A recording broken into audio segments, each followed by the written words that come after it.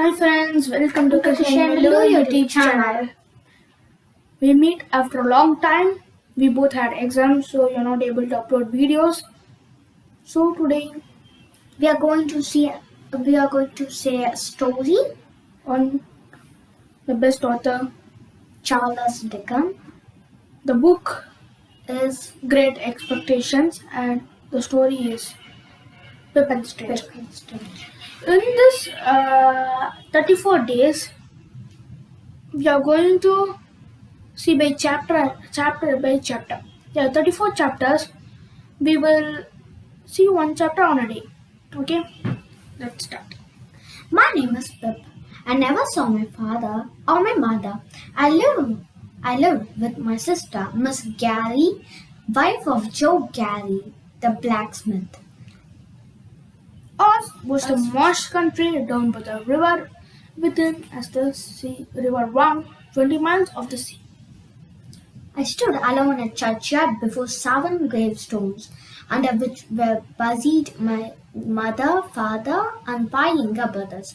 Small bundle of shivers growing afraid of me all and beginning to cry.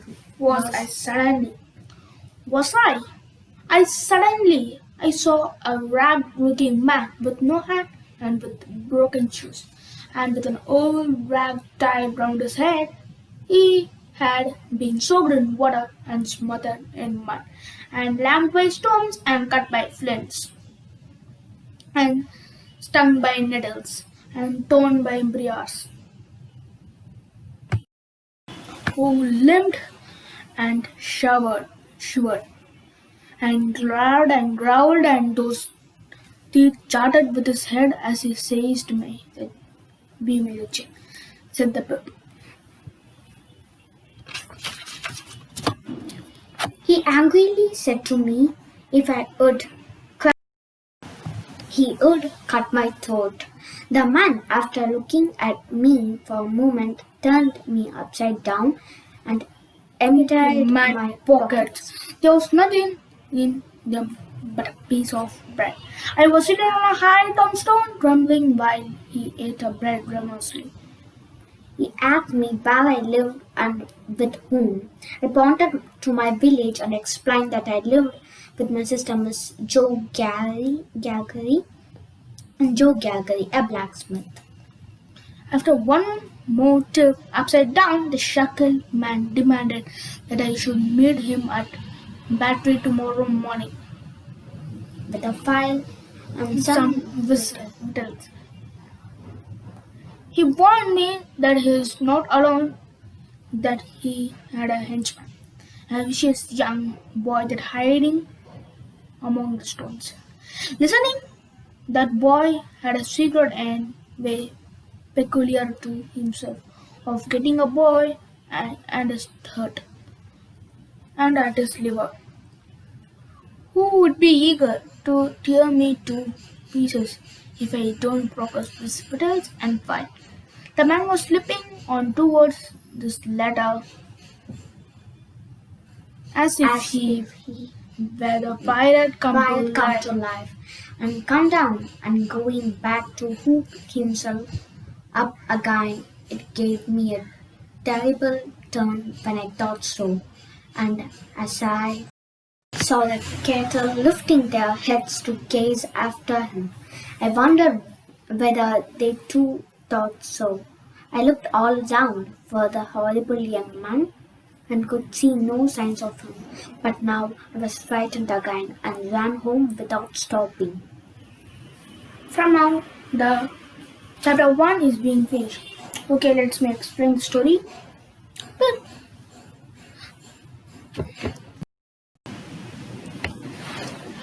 There was a boy named Pip, and he never saw his mother or his father.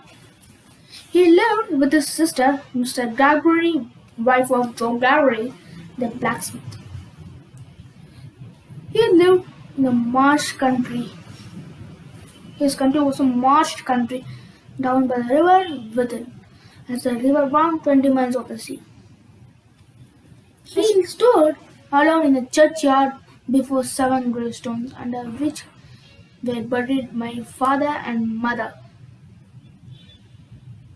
and five younger brothers. His mother and father and five younger brothers were buried under the church. Small bundle of sugar.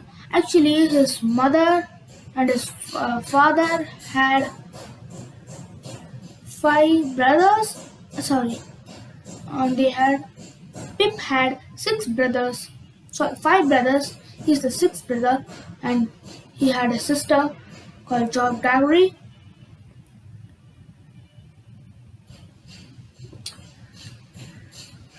Small bundle of Shiva growing after a fall beginning to cry. Was I? Suddenly it was Brad, looking man with no hair. And he was a poor ugly looking man, was not looking good. He was Brad. Turned around and said he had been soaked in water and smothered in mud and lamed by stones and cut by flints and stung by nettles and torn by briars who limped and shivered and glared well and growled. And those teeth chattered in his head as he said being painted chin.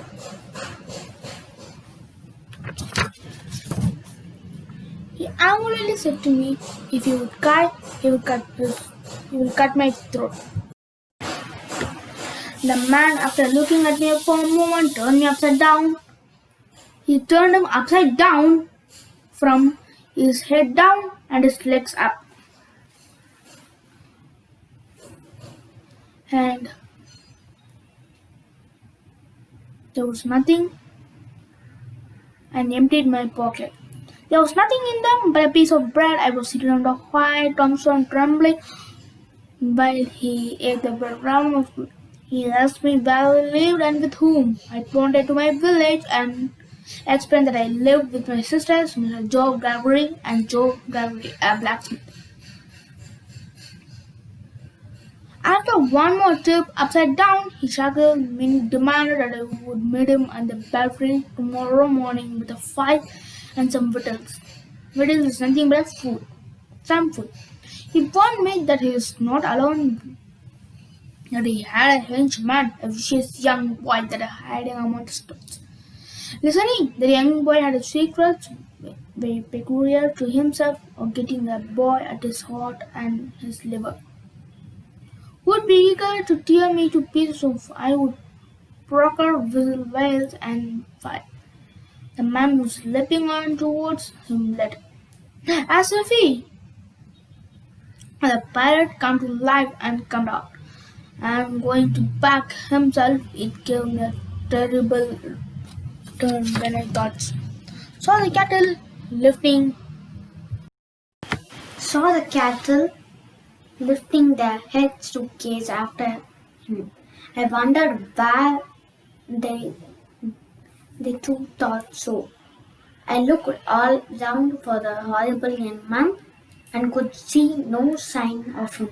But now I was frightened frightened and ran home without without stopping. stopping. Okay, friends, bye. Bye.